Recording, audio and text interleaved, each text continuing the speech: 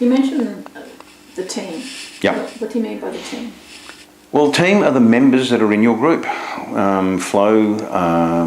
We actually set up small business units, 15 to 25 members. We generally don't go over 25. In fact, I think most of our groups will be around about 20.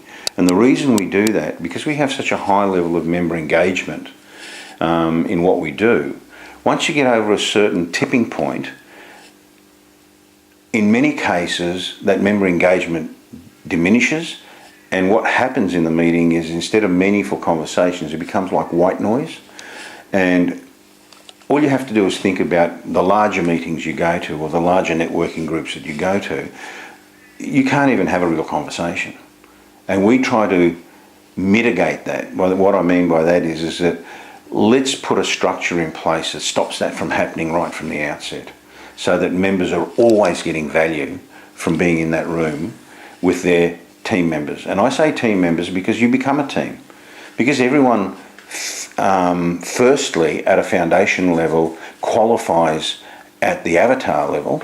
So you can't get into our organisation unless that is basically agreed upon.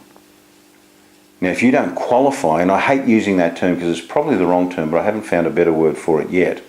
But if you don't qualify, even if I was thinking to ask you, I would find a way to sort of ask questions around the flow avatar.